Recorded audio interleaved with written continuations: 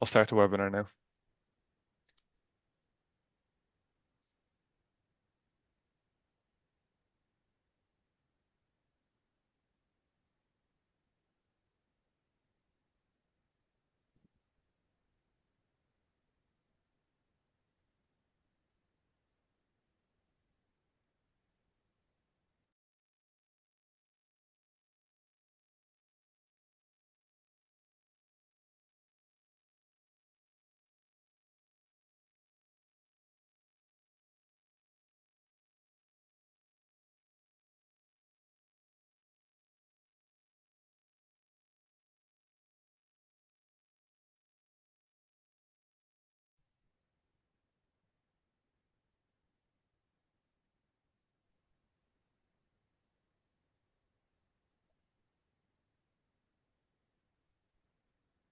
Okay, good afternoon, good morning, and good evening to all of you colleagues and to everyone joining us here for this Agri-Food Leadership Education Program Masterclass.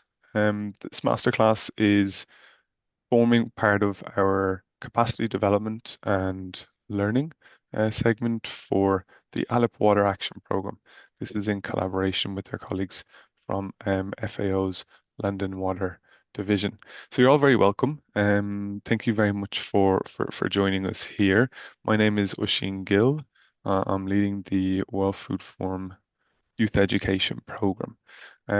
This is a very important event for us. It forms the first session for our Alep Masterclass for Water Action Program. This program is in collaboration with colleagues in the Land and Water Division and is involving FAO colleagues from across the different offices, from headquarters and then from decentralized offices and country offices in FAO. Our colleagues here will be developing programs and projects related to water action. We're supporting local action through World Food Forum country offices. So we do look forward to having you all involved and bringing you all along for this journey. So yeah, just do note throughout the session that there will be Alep Water Action colleagues, but then this is also open to the public as well. So you're all very welcome, and thank you all for joining us today. Just a quick note on housekeeping that for this session, the chat function will be available to ask any questions. It'll also be available to provide questions in the Q&A section, as well as, open the mic for Alep Water Action participants. So do keep the comments, sending in comments and questions throughout this session.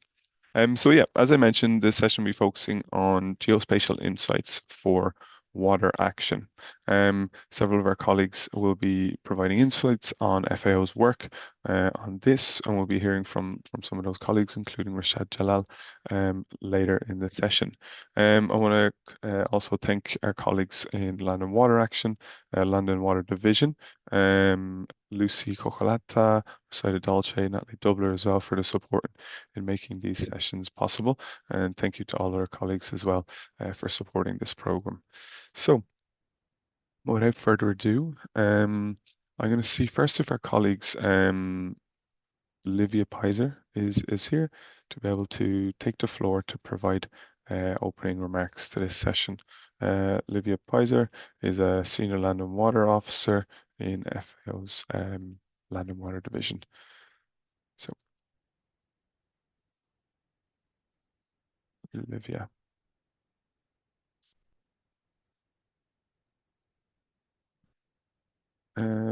If not, perhaps Rashad, I'll pass over to you for the opening session.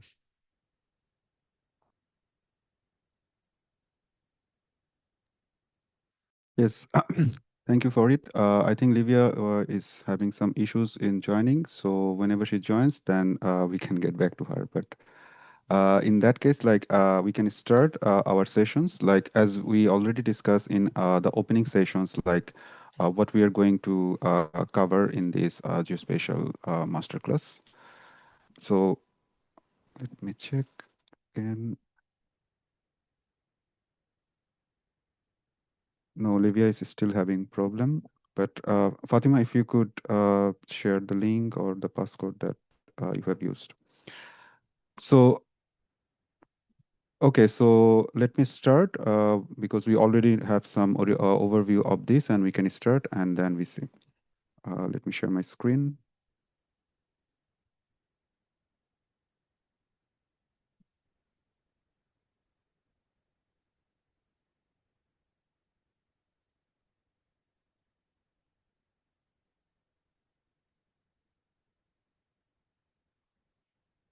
So I hope you can see my screen with the presentation slide. So as we know that in this specific masterclass, we will see like how geospatial can inform our water actions, like agri-food water actions. And the title, as you know, that we want to see how geospatial can make useful informations that is relevant for agri-food water action. So in doing so, and as we in the last opening sessions, I also mentioned that we will try to anchor these things according to what you are doing, like according to your initiatives or the proposals. So in doing so, like I have this in the left side, you can see. Okay, so I see Livia join. Okay, so Livia, we just started, Yeah, but you can give some opening remarks, and then I can continue. This is my first yeah. slide, so no problem. Thank you. Can you hear me? Yes, we can.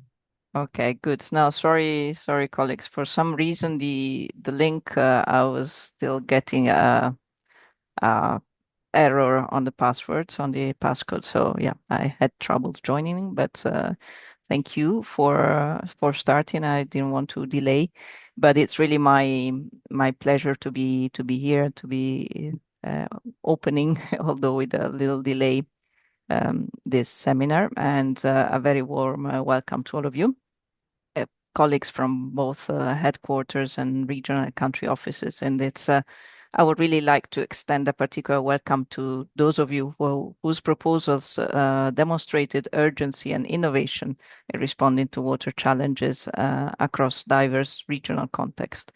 Your engagement is really reflects the scale and of ambition and leadership that this program seeks to nurture. And I would also like to sincerely thank the organizers and partners for bringing us together for the Agri-Food Leadership Education Program on water action. And this initiative has been developed as part of the Capacity Development Program for Water, Land and Soil in Agriculture, that is led by the Land and Water Division in close collaboration with the World Food Forum Global Youth Action Team within the Office of Youth and Women. This collaboration reflects FAO's commitment to investing in people, partnership, and future leaders. Water security, as we know, is not a standalone or sectoral issue. It is foundational to food security, climate resilience, livelihoods, ecosystem integrity.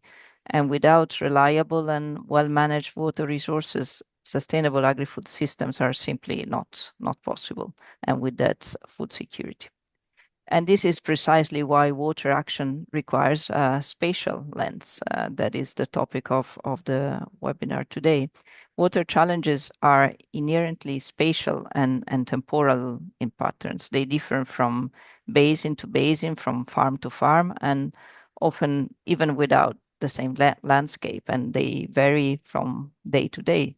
Effective action, therefore, depends on our ability to answer some fundamental questions like where are the problems occurring, how much and how fast are conditions changing, how does this different from the previous 5 years trends or 10. And today, thanks to the rapid advances in data availability and technology, geospatial tools allow us to integrate land, water, climate, and socioeconomic information in ways that were not possible before. They provide robust evidence for targeting and prioritization. They enable repeatable and consistent monitoring over time and support transparency and accountability in decision making. So, in short, they allow us to move from assumptions to evidence based action. This masterclass is strongly aligned with FAO strategic priorities and with the global agenda that FAO is committed to. Many of the proposals you brought forward speak directly to SDG 2 on zero hunger, SDG 6 on clean water and sanitation, SDG 3 on climate action. And these links are not just theoretical, they are operational and they reflect the real challenges faced by countries and communities. In particular, within the FAO mandate to support members on the SDG action, the geospatial unit at the Land and Water Division is playing a key role in supporting this agenda and translating complex data into actionable insights. So our role is not only to generate maps or models, but to support countries, programs, partners, and you colleagues also in making informed choices, whether for planning, investments, risk management, or monitoring the results on the ground. So yeah, I don't want to delay further the discussion today. So I just would like to reflect on the fact that youth leadership and combined with geospatial intelligence as can really bring additional value and a stronger accountability, transparency, precision, greater impact at the end. So this program is not just about generating new ideas, but it's really about enabling a new generation of water leaders, you, to act with evidence, confidence, responsibility, and impact finally. So I encourage you to use this masterclass as a space for learning, collaboration, and to carry these tools forward into your work actionably. The way forward depends on you, on leaders who can connect data with people, science with action. So with that, I'll give the floor back to Rashid. Thanks again for having waited for me for a few minutes, and I wish you a very productive and inspiring program, and I'll be here listening to your ideas. Thank you very much.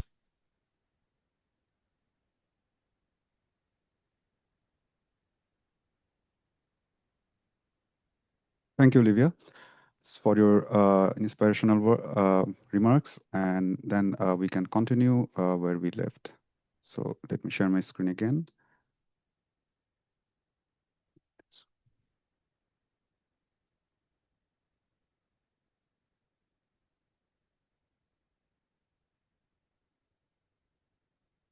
Okay.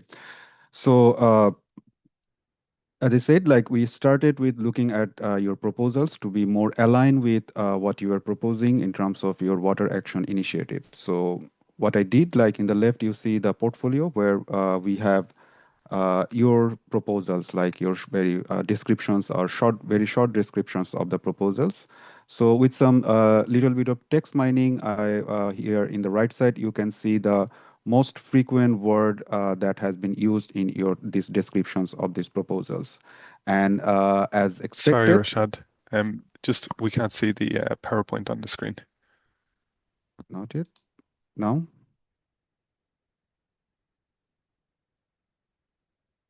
can you see now? It's loading. Yeah, we have it now. Good, thanks. Okay, yeah. So, I mean, in the right side, you can see like the most frequent word, like the larger the font, like most of us are familiar with this kind of visualizations using text mining, right? So here we can see that larger the font represents that most frequently used word. So as expected, like this program is focused on youth and water. So we see this water, I mean, the font of this word is very large compared to others. So then I just exclude this more generic word to have some more focus that we can identify some geospatial relevance. Like I exclude this common word like youth, water, development, addresses, like that we can do. So in this part, now we can see like in more focus in terms of now we see the most frequent word are something like climate, governance, irrigation systems, land, and something a lot of others. And then I proceed to just consider the mostly frequently used 10 keywords from your proposals. So here it is. Like now we have these 10 keywords that is coming from your proposals, where we see the irrigations is one of the most frequent word. Then we see climate, governance, resilience, integration, or something like maybe related to IWRM, like integrated water resource management. We also see capacity, collaborations, community, land, and systems. So what is interesting thing, like if we organize this word in terms of like this way, we can actually see there is a pattern. Like this is also a very interesting outcome for me when I was looking at these words. Like if we can organize this word like community, collaborations, and capacity, we can think of these three words or this thematic content actually gives us some enabling environments, like whatever we want to do. And then when it comes to land and climate, that actually can give us like the biophysical baseline for our areas of interest. And the systems, like some of you mentions like ecosystem management and some other systems approach, and also like integrated, I take it like this may be a part of like the broader word IWRM. So this can give us like the analytical framework within which we can operate. And then we also have this irrigation and governance, which we can think of as a part of resource management. And finally, the resilience, we can think of the outcome. And in all of these stages, the geospatial can add values, like in terms of diagnosis, in terms of monitoring, in terms of comparison, consistency, and standardizations, and also cost effectiveness. And we will also see that geospatial can also add value like in ensuring reproducibility and scaling up, and also useful for communications, transparency, and documentations. And all of this together, we can contribute towards our main goal of having an water secure, climate resilience agri-food systems. So we will see like how geospatial is relevant and can add value within this within the framework of your initiatives or proposals. But before that, I think I saw that some of your proposals have some very strong component of geospatials, but some of you may not be that much familiar. So for all of it, like it is good to have some very brief orientations, like what is geospatials, like when we talk about geospatials, what actually we mean with these geospatial data, methods, or tools.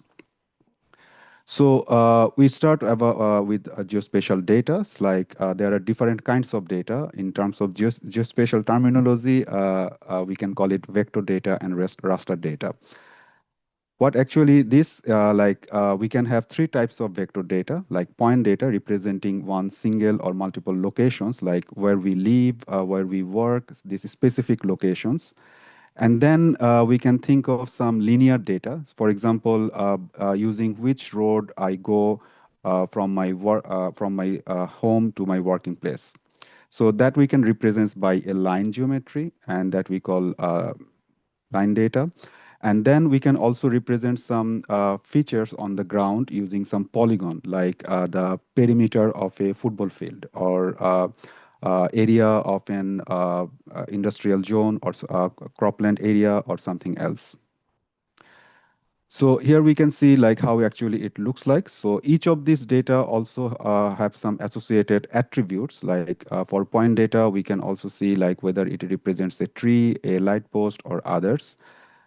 For line data, we said that it can represent some linear features on the ground, and for polygon data, it can represent some boundary. And all of this data is associated with two types. Like one is the geometry that defines how it looks like in terms of whether it is point, polyline, and polygon. And it also has some attributes, something like this way. We can see that we have two houses, and for each of houses, we can have some more attribution of the locations. Like we can see that the house on the left has a roof color with red, and the right a roof color with black. So this kind of attributions we can also associate with geospatial data that we can also further use for our assessment. And of course, each of these data should also have a locations, like in terms of latitude and longitude, like where this data is located on the Earth. So that is why we actually call this geospatial data. And another form of data is like the raster data. So this is basically a matrix of pixels, or like we can call it like a grid. And each pixel or grid contain a value that represents a brightness of underlying phenomena. For example, if we think of elevations, so each pixels represents the elevations of that particular locations that it represents on the ground. And now, I mean, if we understand some basic types of data, then we can also have some very broad understanding, like what we can see from space. Like one of the major source of geospatial data is the satellites, like Earth observation satellites, which can take pictures above the ground, like from a bird's eye view. So here is just the illustrations of the whole spectrum of light. And here, if you see my pointer, this visible light, actually this range represent the area of this electromagnetic spectrum that as human being we can see. But you see, there are also a very large area that with our human eyes we cannot see.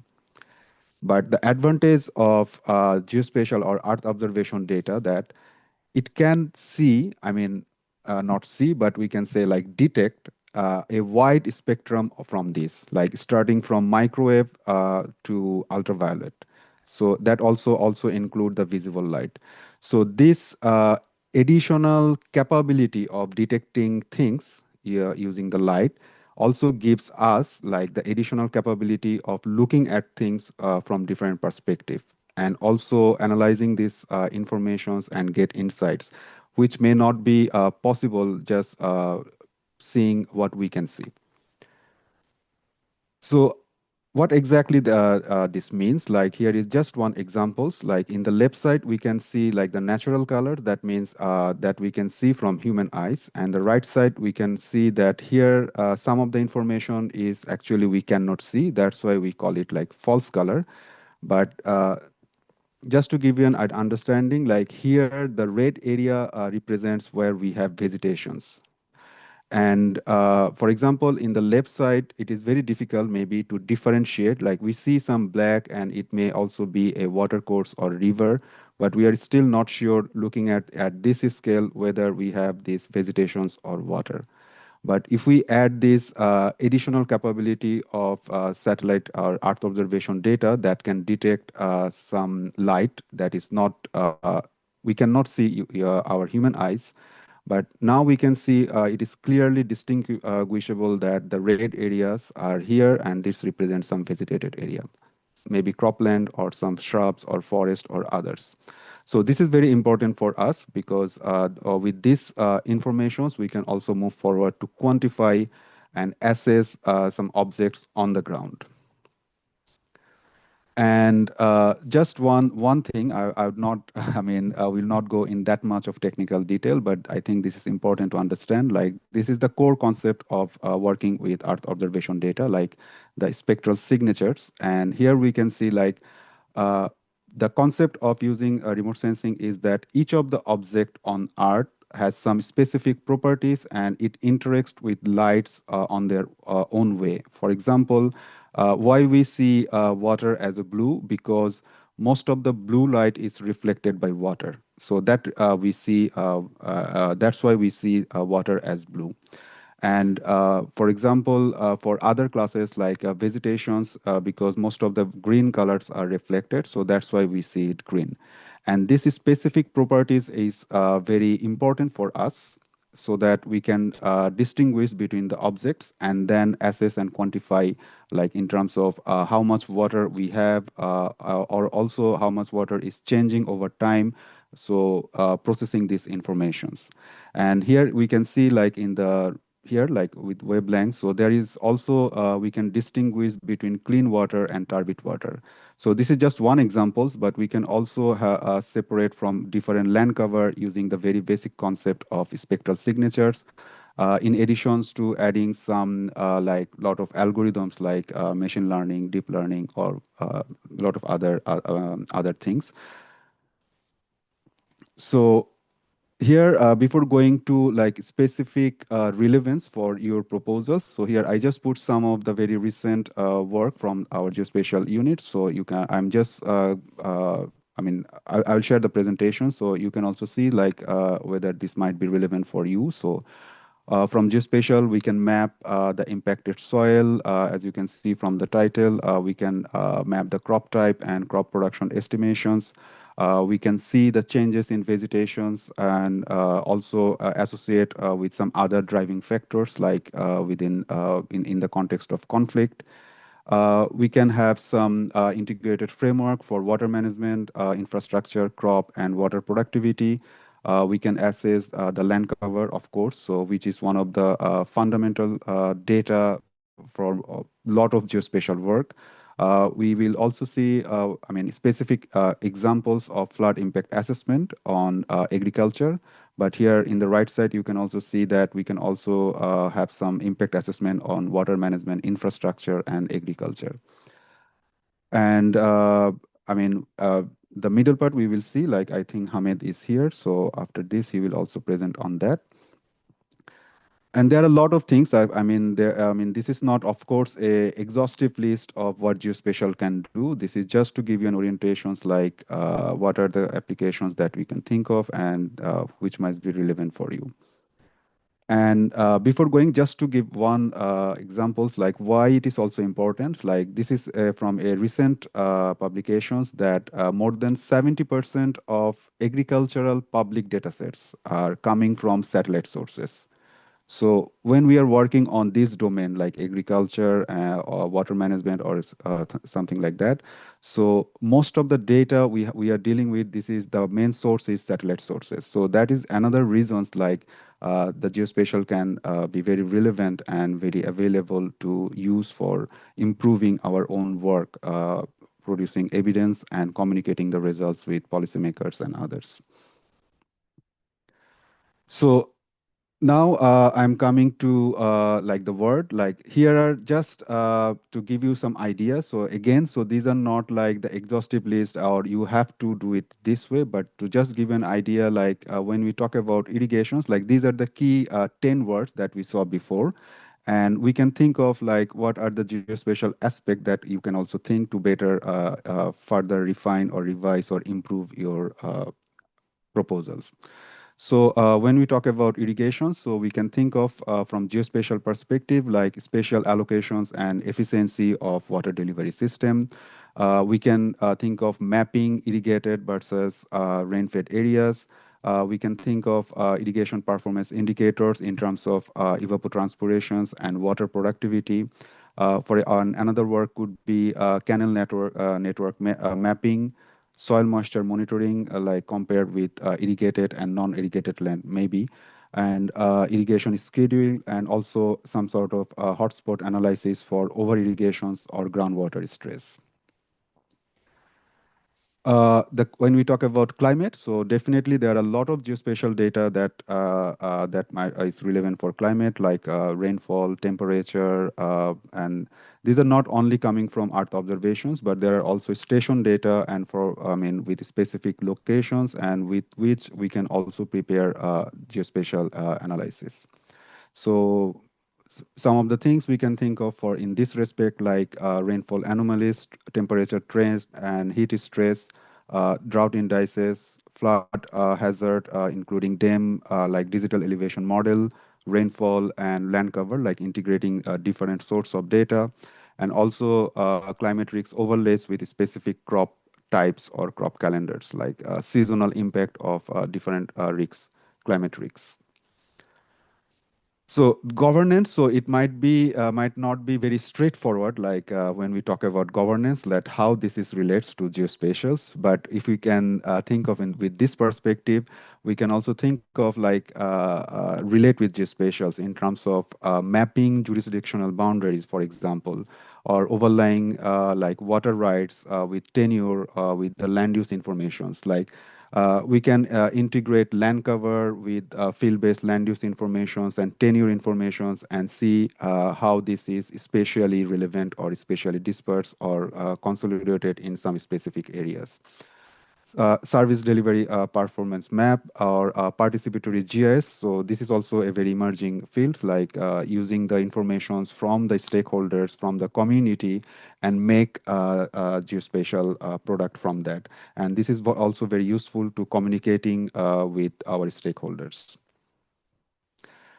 Integrated, I take it that is a part of IWRM. So in that case, we can think of basin scale analysis, like combining surface water, groundwater, and land use, some trade-off like between upstream and downstream impact, ecosystem service mapping, crop coupled and land, water, and climate modeling, and also different scenario analysis, like what is happening in terms of if we do some irrigation expansions, whether it will have some impact on the aquifer if this is based on groundwater irrigations. From a system approach, like we can do like a network analysis, like river network and proximity analysis, like how proximal we have our cropland from a source of water source, and flow modeling, like runoff sedimentations or landscape connectivity in terms of biophysical boundary, like watershed, and also some system resilience modeling. Community again, so we can have a lot of things that is relates with geospatials, and somehow using geospatials we can also empower community, like doing this community based mapping. This is not only collections or utilizing the data, but in through the process of this collection of the data, we can empower and ensure ownership of the results that we get, and it also builds trust, like if we do in this way.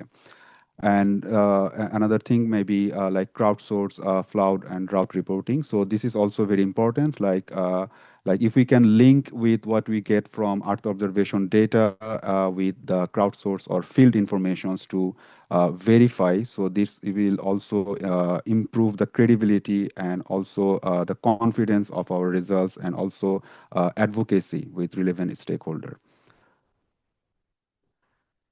With land, so at like there are a lot of things, because land actually a geospatial directly we can think of, like we can do land cover classifications, degradation monitoring using some SDG 15.3.1 indicators, and some other mapping exercises. So for capacity, so this is also we can think of in different aspect of applying geospatial. So not only developing the capacity, but we can also through the process of data communications and others, like for example, development of GIS dashboard within the ministries or interagency ministry, and capacity building mapping, like where we have some gaps, and through the process we can also establish some network that also might be useful for leaderships and further advocacy. It also can ensure collaborations. So, for example, if I take an examples of land cover, so it is in at national level. So there are a lot of national government agency who has some stake on land cover, right? So, for example, Ministry of Agriculture, Water Resource, Environment, statistical organizations. So they all need some informations related to land cover. So in developing this kind of multi-sectoral geospatial product, we can also try to ensure collaborations and among the national stakeholders. So this is not only just producing a data, but as I said, like we can also use this approach as a tool to better communicate with stakeholders, ensuring leaderships and other outcome.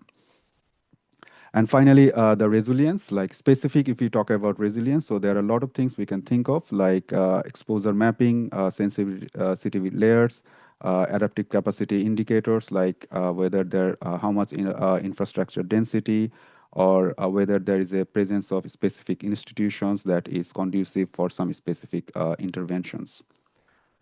So this is just as I said, like these are not any exhaustive list. This is just when I was looking at this word and like the keyword that I found, like that is 10 keywords. So I was thinking like how we can also ensure that there are some geospatial dimension. This is just to share, but of course, you are free to think beyond this, and this is not to consider as a comprehensive or exhaustive list. So with this, if Hamed is here, so Hamed, let me stop my screen, my share.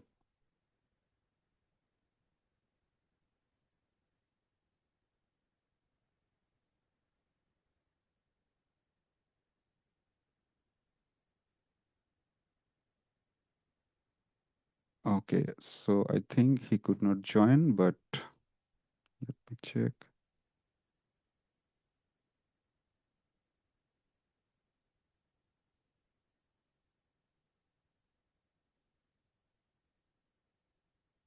Okay, so now Hamed was supposed to present, but let me check with him. But in that case, I think Fatima, you can present about application of standard on geospatials. Is that okay? Yes, Rashid. Okay, thank Let you. me share my screen. Can you hear me? Yes, I can.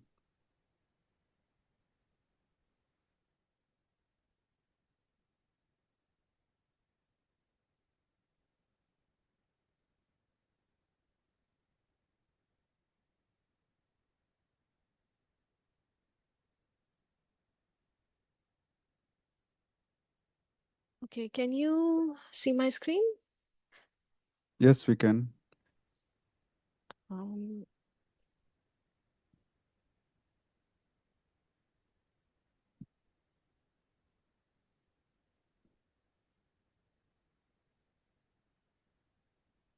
Let me reshare again.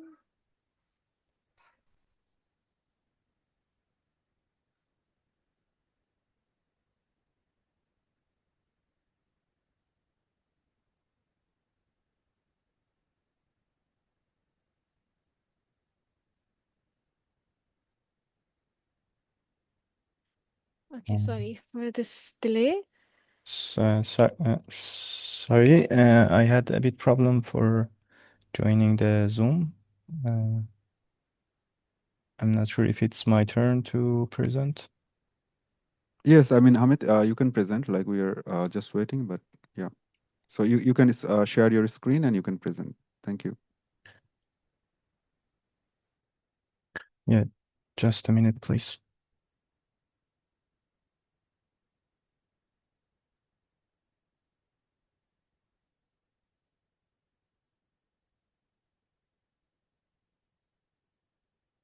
Um, would you please let me know if you see my screen in presentation mode? Yes, we can see. Okay, so this is the historical analysis of the impact of floods on agriculture in the South Sudan, and it's an example of the application of remote sensing in the flood assessment related to water and to water sector. So the content is an introduction and objective, very concise, and the methodology, results, uh, integration of very high resolution imagery, and data dissemination and conclusion. So very shortly, as an introduction, Sudan is a country where agriculture is a very major sector in this country, and the country is highly dependent to agriculture sector. It contributes 33% of the total GDP. There are a lot of massive irrigation investments, and at the same time, the area is very vast and remote region for access and for field visit. So this sector is highly variable to climate extremes, and either these extremes are floods or droughts. And since the country has a lot of uh, irrigation in infrastructure, most of them located in flood-prone areas. So for each flood, let's say, event, there are a lot of damage and losses regarding the maintenance and let's say rehabilitation of the canals and all those irrigation infrastructure. So here, remote sensing can be of assistance and can be of support because it reduces the ground-based monitoring, let's say, projects, or then it can help to enable timely flood detection. It can facilitate analysis of long-term trends in terms of flood, and also it provides insights for flood risk reduction. So the objective of this assessment was to analyze flood risk in Sudan for 2020 until 2024, and also assess the flood days, flood extents, and flood risk, especially in rain-fed and irrigated croplands. So what we did, we used satellite products, or let's say Earth observation products for flood assessment, and specifically here in this assessment, we used VIRS flood detection products. They are daily flood products and available for the historical time period. So we downloaded all of them, and we try to remove those, let's say, water bodies from these available flood extents, and then we uh, let's say, post-process these daily floods into monthly and yearly floods. And then we try to link these flood extents, monthly flood extent maps to with, let's say, irrigated and rain-fed cropland extents. And then we could be able to count how long each agricultural field was flooded during this historical period. And for sure, the longer is the flood duration, the higher is the damage. So here we could, let's say, have a very simple type of damage function. And based on that, we could be able to, let's say, produce flood risk maps, and then summarize it into different administrative levels, like at the state and locality levels. And then the final, let's say, assessment was a visual assessment based on available very high resolution imagery. So as you can see here, these daily VIRS flood products, they have the spatial resolution of 375 meters, and they provide us flood extents in fraction. So it means the percent of flood extent in a pixel. If you want to read more about these flood products, there is a guideline available, and the link is here for future studies. And as you can see, as we discussed, we have, let's say, two main product. The first one is land cover map, based on which we can identify those irrigated and rain-fed areas. And the second is the flood extents from these VIRS flood products. When we overlay these two, then we are able to generate some maps and some graphs, and that can better help us to see what's going on in the agricultural fields in terms of flood. And as you can see, during all these past 13 years, August and September are those 2 months that experience the highest flood extent each year. And most of these agricultural fields, according to the last graph in bottom right side, they are flooded with 1 day duration. And here is the, let's say, final product prepared for flood risk assessment. As you can see here, the two states in the south eastern side of the country, the Gedaref and the Sennar states, they are experiencing the highest amount of flood risk in Sudan, and the hectares of flooded area, the average, I mean, the historical average is also is presented in this, let's say, heat map in the right side. And then the data dissemination, when these data are ready, I mean these flood extent data, we could be able to disseminate these data through available dashboards for the one specifically created for Sudan, and this is the schema of this dashboard, and you see here. And as a conclusion, we can say that remote sensing revealed repeated floods over the past 13 years in Sudan, and using remote sensing, we could identify 2.78 millions of hectares of cropland affected by floods specifically in 2024. And as we saw, southeastern states have the highest flood risk, and remote sensing is a reliable and cost-effective solution for flood assessment in agricultural fields. And also, we can use the results of this assessment to support targeted interventions. I mean, the area with high flood risks, for sure, they require targeted interventions for flood impact mitigation. Thank you. This is the end of presentation. If there is any question, I'm available.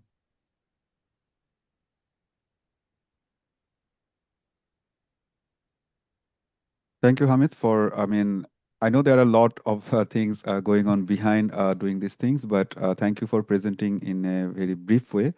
And it would be great, like, if you can stay with us, but I understand you have some other work, so it's up to you. But and we can take questions on the Q&A, as you know, and we can try to answer them after we finish our presentations. So Okay. thank you again, Hamid. And now I would like to invite Fatima to present her.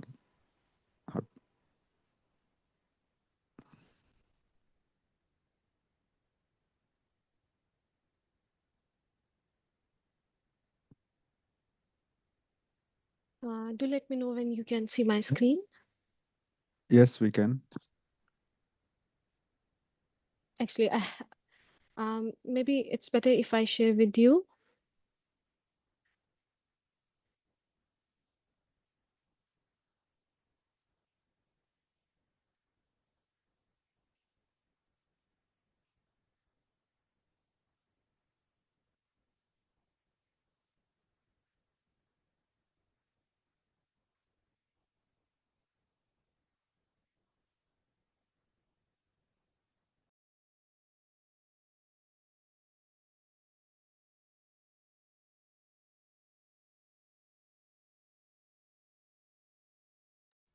Actually, my screen went black whenever I try to share.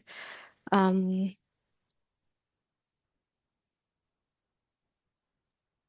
But in that case, you can present without the presentation mode. Is that okay? Like, or uh, it's better if you share your screen. okay, you I can share just, with me. And yeah, I shared with you. okay,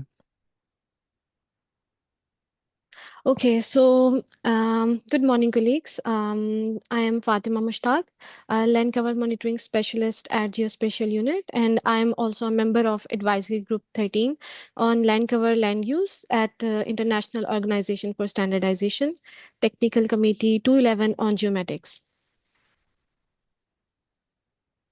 So,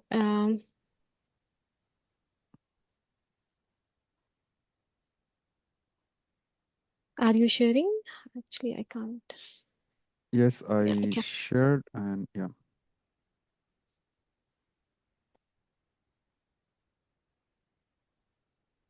Okay. okay. So next slide. So before we start, I want to ask a simple question. Do you trust the data you use to make decisions? So today I will not talk about the data, but I will talk about why the process of data production matters. And because that is what determines whether data is reliable and comparable. In many fields like policy making, agriculture, finance, healthcare, business, decisions are only as good as the data behind them. But if the process is flawed, the numbers become misleading. Think of one area where you rely on data for your work, your organization, your sector. Keep that in mind as we go through this. So let's start with the core idea. Please, next slide. How data is produced matters. When we look at data, we usually focus on the statistics or numbers, but the real question is how were those numbers produced? If the process is weak, the decisions will be weak. If the methods are unclear, the risks are hidden. And if the production is inconsistent, comparisons become misleading. Uh, Data does not become credible just because it exists. It becomes credible because it was produced through clear definitions, rigorous methods, and consistent standards. So the strength of decisions depends on the strength of the process behind the data. Please, next slide. We can see this in more detail. So can you compare apples with oranges? Some will say yes, and some of you will say no. But before taking a decision, what matters is the information, the data. The next question is, do you have enough information and data to make a comparison? Because without specific data, you cannot make a comparison. Now you have more details about each fruit, but still, can you compare this? You can only compare when you have same set of variables, units, and this means you need to have a standard for comparison. Uh, Please, next slide. Now we move to another scenario. Here, each country defines forest in their own method way, and we have several definitions of forest. And these methods are not consistent with each other. Difference in these definition causes inconsistencies, and inconsistencies causes confusion and biased results. Please, next slide. So that's why we need a standard. But what standard exactly is? Standards are like a formula that describes the best way of doing something. Standards help facilitate trade by ensuring that products and services meet specific quality and safety requirements, making it easier for business to operate across borders. Think of them as collective wisdom or best practice that describes the most effective way to make a product, manage a process, deliver a service, or supply material. Standards cover a huge range of activities. Basically, standards are the rules that experts decided. These are the standardized methodologies. These are clear data collection procedures. These are also needed for consistent reporting formats. Next, please. So there are several standards that FAO is supporting and implementing, but here I am presenting one of the important standards that we use for land cover mapping.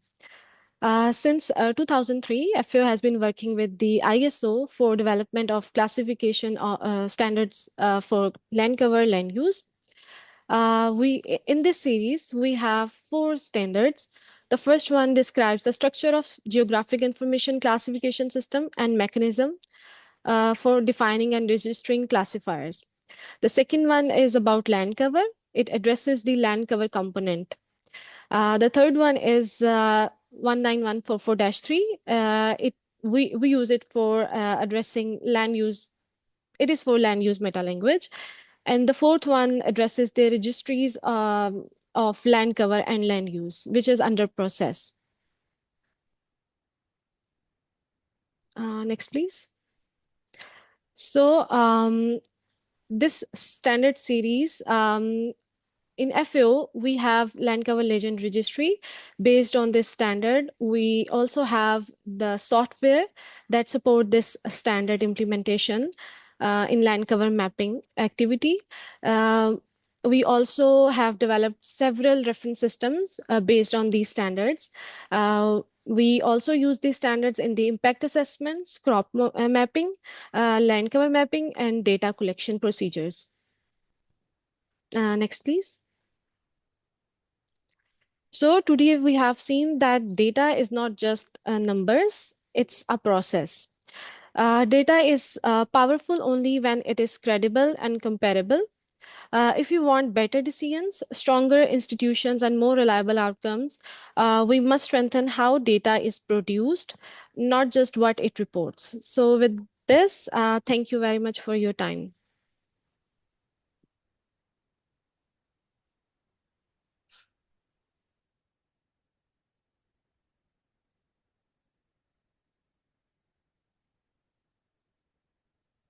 Thank you, Fatima, for your presentations. So now let me go back to here.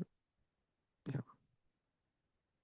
So as we also discussed, we can continue a little bit more on how these we can have added value from geospatial insights. So we can have this like diagnosis, like as we saw that some of the insights that we can have from geospatial may not be possible if we look at in a traditional way. For monitoring, we already said that from geospatial point of view, like Earth observations, we can have repeated data using the same satellite sensor so that we can use it in a consistent way to compare and monitor the results over time. Like, is there a positive or negative impact of the interventions? And from cost point of view, like especially if you're going to, using in our workflow like open access data. So in that case, with the required skills and technology, once the system or the workflow is completed, so we can scale it for larger area, and without that much of cost, we can reproduce the results over time. So that actually minimize the cost if we compare to expensive like field data collections with this, samplings and other logistics. And another important thing of added value in terms of geospatial data methods and tools are this reproducibility. So nowadays we can prepare the whole workflow in a batch processing in a scripting language, and that we can also use for further use cases. And also it can be replicable to other areas. It is not like we can only do this for only specific area, but this can also be reproduced in other similar context and some in a similar area. And we have already talked about like these communications, and also if we have these reproducible steps taken, so that means that we are also ensuring transparency and also documentations with proper standards and others. So now the question is like, what are the entry points for your proposals or your initiatives? So there might be several ones. Like the key one can be when your diagnosis, your problem statement. So you can look for like whether there are some relevant geospatial data, tools, or method that might be useful from your perspective. You can also use some of these geospatial insight to identify relevant target beneficiaries from your initiatives. And of course, from the monitoring of progress, like the initiative you are proposing, if you want to see what changes it brings on the ground, so you can try to identify relevant indicators that we can assess using geospatial data, tools, and methods. And of course, another important thing is to sustaining this initiative to communicate the results we get, like with the evidence that we get from geospatial assessment. And I see there are a lot of questions in the Q&A, and thank you, Livia, for taking your time to answer those. And some of them are actually also looking for some where to start and where we can find the data. So before we close these presentations, I just wanted to mention like some key open access data sources that might be relevant for your cases and our cases when we talk about water and agriculture. So it is not like these are the only sources. So there are a lot of other sources and also commercial data, geospatial data that you might also use. But here I'm just focusing on the key open access data. So for example, here I also provide the link, and we will also share the presentation with you so you can also explore. So from Earth Explorer, you can, this is maintained by USGS, and you can see a large amount of data like Landsat data starting from 1972. And you can also have some other data like elevations and other sensors like MODIS data and other specific data for US. But you can see that there are huge volume of data is available. This is available for all the globe that you can access from here. And another source is like the Copernicus Land Monitoring Service. And from here, and also for Copernicus Data Space Ecosystem. So there you can also get all of the data that is being produced by this Copernicus program, like Sentinel-1, 2, 3, and also the next Sentinel data. And then another way of like these are talking about mostly like the satellite data, but there are also a lot of derived data like derived from the satellite and other ancillary or field data. So one way to get access to this data is like the FAO corporate hand-in-hand geospatial platform. So there you can get a lot of data sets representing agriculture like crops, livestock, fisheries, representing land, water, soil, and specifically relevant for water. You can also look for aquastate and WAPO data where you can find like evapotranspirations, net primary productivity, and other related data that might be useful for your use cases. You can also find forest and biodiversity data and also some socioeconomic and like trade indicators informations from there. This is particularly might be useful if you're looking for some data related to hydrological time series. So this is like the Dahiti, so that you can also see a lot of point locations, and you can also see if there are some data that is relevant for you. And nowadays, from remote sensing and Earth observation point of view, so you can, if you're familiar or comfortable with little bit of coding, so then you can go for Google Earth Engine or similar platforms. So where you can see a lot of data like petabytes of data and ever increasing data that is available. Like whatever I said, like Landsat and Sentinel or other data, all of them are now you can directly access from this platform. And not only access, so you can also process, analyze, and get the results using this platform. And you can also integrate this Earth observation data because there are also different ancillary data and like elevations and also socioeconomic and population data. And you can also upload and use your own data into your own workflow through this platform. And sometimes you may also need some other data representing the boundary, like the administrative boundary and others. So for that, you can also see like, also, of course, you can also look at the GOL data, which has recently been updated. And from this HDX or Humanitarian Data Exchange, you can also find relevant administrative and other data, population and other data. And if you are not into that much into the code, but you can also access like the power of Google Earth Engine without coding through this Earth map. So where you can also use your own areas of interest. So there is some built-in areas of interest, but you can also upload your own areas of interest and get some results using analysis-ready data that is relevant for your cases. So you can also explore that one. And there are a lot of tools. So again, so these are not like exhaustive tools, but here I just want to mention like if you also want to do some processing but not using coding, you can also see CPAL, so which is a cloud platform developed and maintained by the forestry divisions of FAO. There you can find a lot of tools and apps which uses a graphical user interface. You can also use code there, but there are also a lot of available apps using the graphical user interface that you can use for your own data processing and analysis.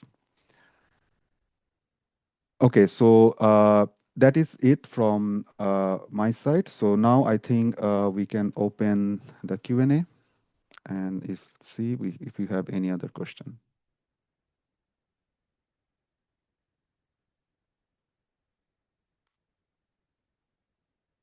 Let me stop sharing. Great. Thanks very much, colleagues. Thank you to Livia. Thank you to Ahmed. Thank you, Fatima. and Rashad as well. And yeah, so we do have lots of questions that have come in, some in the chat as well, and then many in the Q&A. And thanks a lot, Livia and colleagues, for answering those questions as they come in. Perhaps, yeah, one I'm looking at here that is still open. We can just go straight back to you, Rashad. Given the recent launch of GEORD Ethiopia, do you anticipate reduction in flood cases to that effect? It's a more technical question. So, perhaps then for Hamed. I don't know if Hamed is still here, or Hamed, if you're still here. Yes, I'm here. Right. So then there's a question then from Christine in the chat, and it's on GIS for flood mitigation in Sudan. And then looking there, given the recent launch of GEORD Ethiopia, do you anticipate reduction in the flood cases to that effect? Is their first question. If you want to take that. Mhm. Sorry, I couldn't get the question. Could you please Hamed, this repeat is it? Sorry. in the Q&A. If you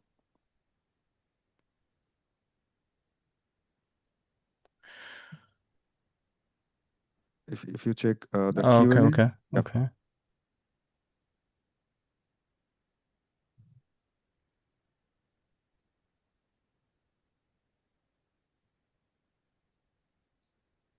We'll give you some time as well to consider that one. So yeah, keep the questions for everybody as well. Yeah, the PowerPoint will be shared. You'll get the recording as well for these. Looking at some of the other questions as well, and perhaps I don't know, Livia, if you have any key points as well. I know you've been working away to answer all the questions, but if there's also a summary of perhaps some of the, or yeah, some key points that you've noticed in the questions, anything that you want to call upon or to bring back or share to some of the rest of the group. Yeah, thank you. Well, I hope others will feel less shy and come up with other questions. But I did go through some of the questions in the Q&A and try to address some of them. So while I think there's this specific question on the VIIRS data, I think Ahmed, you can reply to that directly in the chat. But in general, I've seen a number of more open questions related to how can we make sure that this technology that is often knowledge and intensive, so it's for experts. So how do we bridge this technology with local communities and the need for ensuring, for example, equitable access? So this recurrent and very right point on making sure on our role in making sure that we don't introduce a digital or technical divide when we use these advanced, let's say, technologies. And so what I was trying to capture also in my replies in the Q&A is that normally I believe that having the possibility of representing complex realities on a map is really the starting point for engaging different stakeholders, different type of users, different community actors around a shared understanding of complex dynamics like water and agri-food system. So it is true that technology is advanced. So satellite data, we're talking about things that are not so easy to digest or use, but the results. So having spatial and temporal dimension of things that are very complex to describe really helps, in my opinion, engaging with different type of users. And that is, I think, maybe one of the interesting aspects. And I'm very happy that there's so many reactions, and it's very good also for us that we are more, let's say, used to this type of technologies, but it's good to hear your feedback and what's your concerns and suggestions on how we can make sure that the data and tools that we use are then understandable, or at least their outputs, is really making a difference. What we've seen is that a lot of time and efforts are needed to make sure that we co-design and co-develop tools and information products that are really meeting the demands of the communities we are working with and serving. So this type of dialogue for us is very important to have. Comments, criticism, sometimes also of people that do not share the same level of technical expertise on this specific topic, but of course are very much experienced on other topics, and trying to bridge the gap between possible gap between these technologies and the real challenges in our lives. So yeah, thank you to those of you who have provided interesting questions, and I've been trying to address some of them, but yeah, feel free. I think it can be a discussion, a way of discussing and sharing ideas. Yeah, I don't. Now I'm not following up on all the questions. If there is any outstanding question that you think deserves a discussion, I would be happy to. But otherwise, I'm sure that with Rashid, Fatima, Hamed, we can also together come back to the questions that are still open, and provide an answer later if there is a technical question in particular.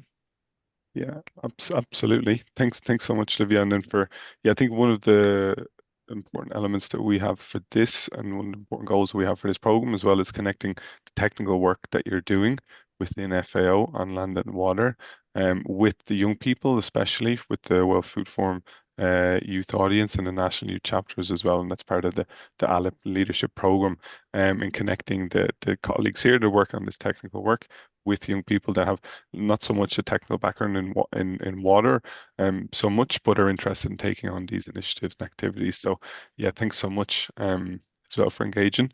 I'm just going to some other questions as well in the chat there, and see from Alice. Hi, Alice. And one is looking at the community geospatial dimension and participatory citizen generated spatial data. And looking to see what are some practical ways in which communities can be involved, and how to ensure the data is acceptable in the conventional science or research space. So Rashad, or perhaps Fatima as Yeah, well. I don't know if you want to jump in. so on that, there are different platforms, like if you heard of like field paper, so where like this is like how you can get the informations, like credible informations from the field, and as you're suggesting, like how you ensure the acceptability.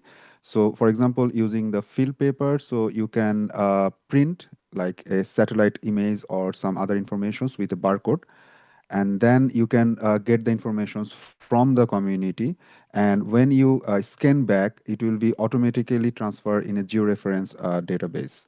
So there are also a lot of other tools, like I also try to mention, like Kobo and other tools that using with appropriate representativeness of the data that you are going to collect. So I think it can be also acceptable.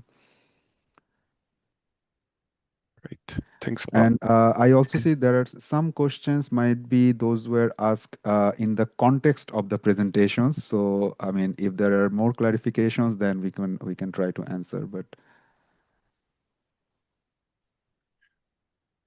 Yeah, for that, Hamid, I don't know if you wanted to come in on that question.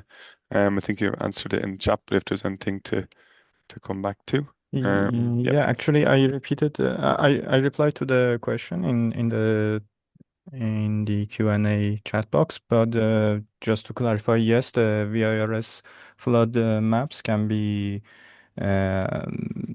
applied beyond even 2024, because the date we assessed the flood in Sudan was 2020, actually at the end of 2024, but now we also have the VIRS flood products for 2025, and also they can be applied any other places beyond Sudan, like Kenya or other African countries. And regarding the the question for conflict and let's say field validation. Our assessment did not had any field validation process, but we took the advantages of the very high resolution imagery available from Airbus company, and so based on those very high resolution imagery, we visually cross-check some of the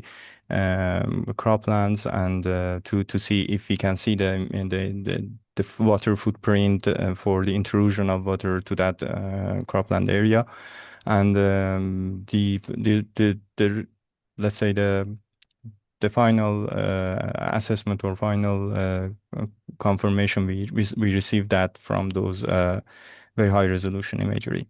Thank you. Thanks. Thank you, Ahmed. And I'd just like to take an opportunity as well to, as I mentioned at the beginning, the Alep Water Action participants are joining, and if any of you have a question, please feel free to raise your hand, open your mic. It's possible for yourselves. In the meantime, as well, yeah, looking at just there's one youth-oriented question from Manar. Could short training programs for youth be developed based on case studies such as Lebanon and Libya to build a generation capable of applying geospatial analysis in their own countries? Just to highlight one of the important elements of this leadership program is that the participants here that are joining the program from FAO will be hoping to work alongside national youth chapters, and they'll be developing youth-led initiatives to take on some of this work as well. So perhaps in your country, in Libya, there's a national chapter as well, and it could be getting involved as well there. But yeah, more to come on that. Maybe I can also comment on that, because I see that is also a recurring question. If anybody is interested in understanding more how to get involved with activities in their own countries, the immediate point of contact would be the FAO office in the country. So, for example, both in Libya and Lebanon, we've been organizing trainings in the past.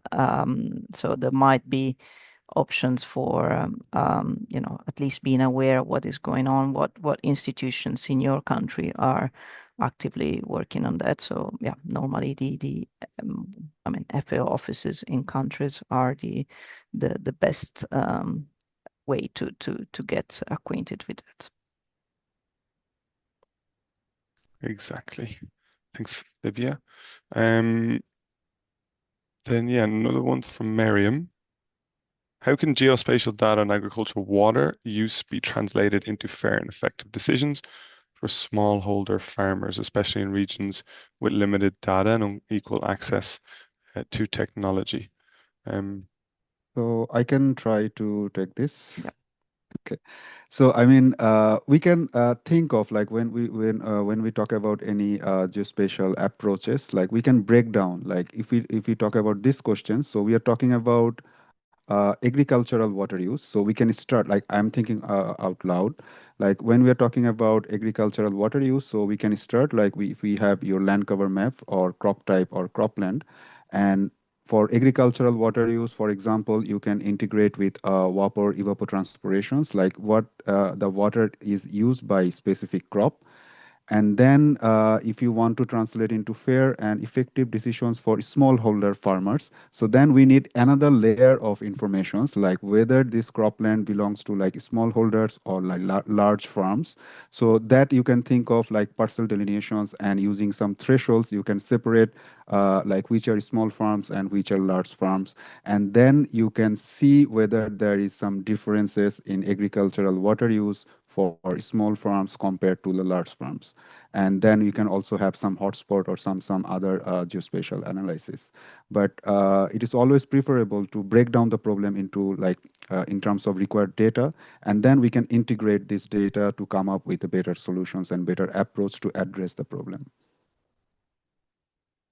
Thank you. Thanks a lot, Rashad. I see a question from Tamara, who's one of the leadership program participants, and on AI, how can AI be integrated into geospatial systems? It's really work ongoing as well. Even FAO is doing in this area.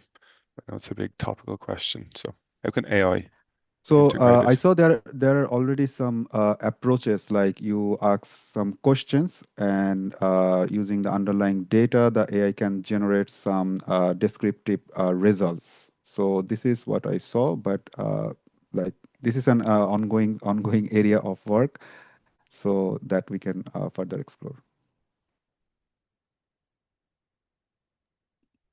Fantastic. And I think we have about 5 more minutes as well. So do keep some of the questions coming in. Looking down through them, support climate smart irrigation. So yeah, how can geospatial analysis support climate smart irrigation planning and water use efficiency? Yeah, hopefully that will be coming across all of this. But yeah, I don't know if you want to reiterate on that point. It's another question that's come in there, Rashad. On climate smart irrigation. Yeah. Yeah, I mean, this is also like the same approach. Like when we talk about this, so then first we need to understand, and in other way we need to define like what we call climate smart irrigation, right? So and why, depending on some criteria or indicators, and then we can look for whether we can detect or assess this indicator from geospatial data. So this is the first thing when we want to do some spatial analysis. So we try to find which are the relevant indicator. Sometimes it may not be directly indicate the phenomena, but a proxy of the phenomena. So in that case, we can identify relevant indicator or proxy indicator to represent the phenomena, let's say for climate smart irrigations, like where this is happening, and also for water use efficiency, as I said before, like for example, from agricultural point of view, we can also use these evapotranspirations and productivity relationship to see the productivity and if there is a gap, and then we can relate everything together to see how functional and operational this is in the context of climate resilience. Thank you. Great. And then, yeah, Livia and Ahmed, if you're still there, I don't know if you want to jump in on either of those questions. Yeah, no, I just to mention that I've been putting some links to articles that provide some real case examples of real life examples of what, for example, Rashad was mentioning before on how geospatial water data can help also more equitable or also climate resilient water management. And yeah, it's very difficult to give broad answers because it's very much context specific. When it comes to farming, is the variation in space is huge. So there are communities. I don't know. We work in Tunisia. There where farmers use smartphones for their scheduling their in. Then there's one possibility would be using apps. In other countries, maybe farmers do not use that often smartphone, and then there needs to be this information needs to be channeled through extension services, and there's different ways of getting to the same result. But the bottom line is data on water use in agriculture that is consistently produced over time and space is a fundamental piece for managing better water. So the motto, you cannot manage what you cannot measure. It very much applies to water in agriculture, and so what we are trying to bring in with these tools and technologies is a possibility for water users, including smallholder farmers, particularly when they are water users, to have tailored advices and advisory services for improving the way they manage water in agriculture. So there's no one single answer, but yeah, there's many examples.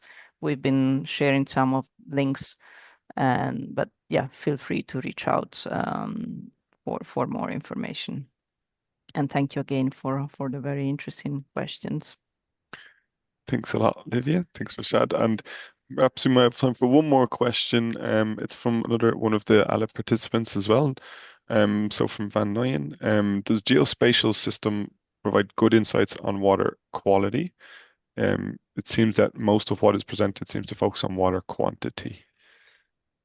Yeah, no, that's true. Maybe Rashad, if you want to add, but Yes. in general, geospatial data and satellite data or is already used for monitoring water quality on large water bodies, so on lakes, turbidity, for example. But that was also mentioned in the presentation made by Rashad. Water turbidity in larger water bodies, so lakes, is something that is already operationally used. It's not easy or almost impossible, let's say, to track water quality of smaller rivers or at least water that flows. For on this part, satellite data can be of little help.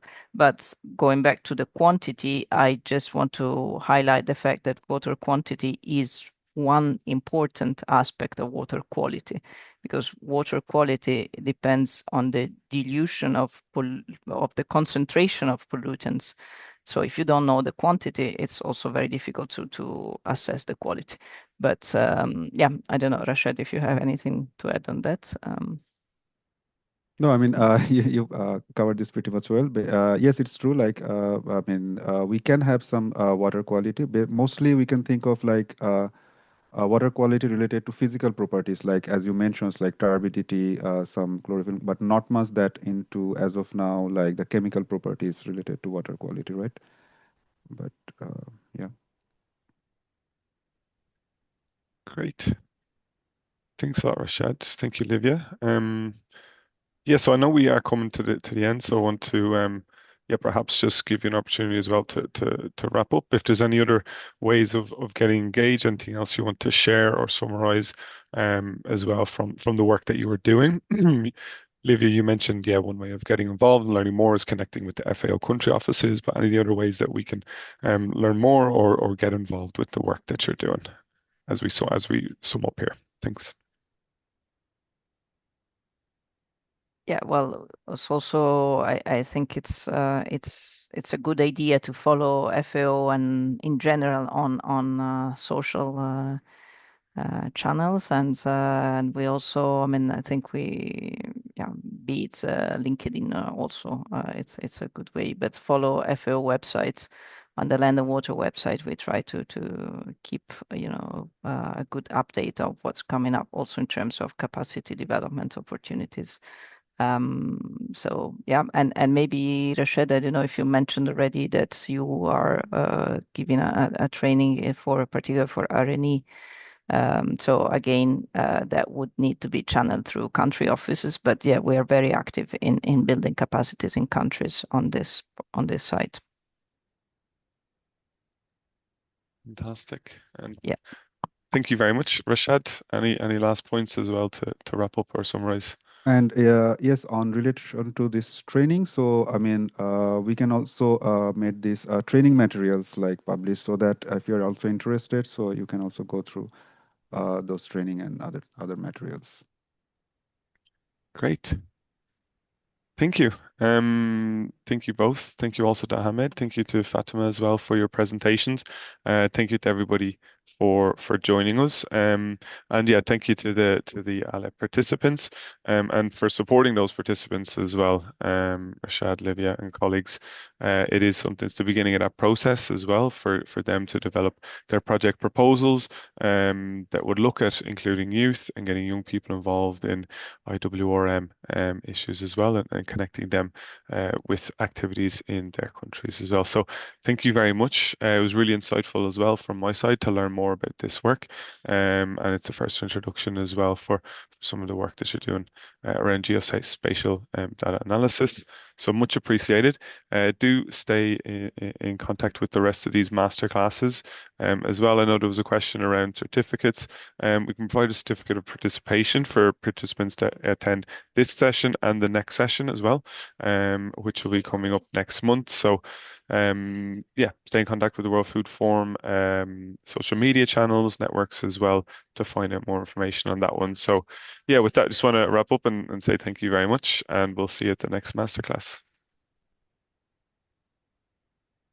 Thank you. Bye-bye. Thank you. Thank you. Bye.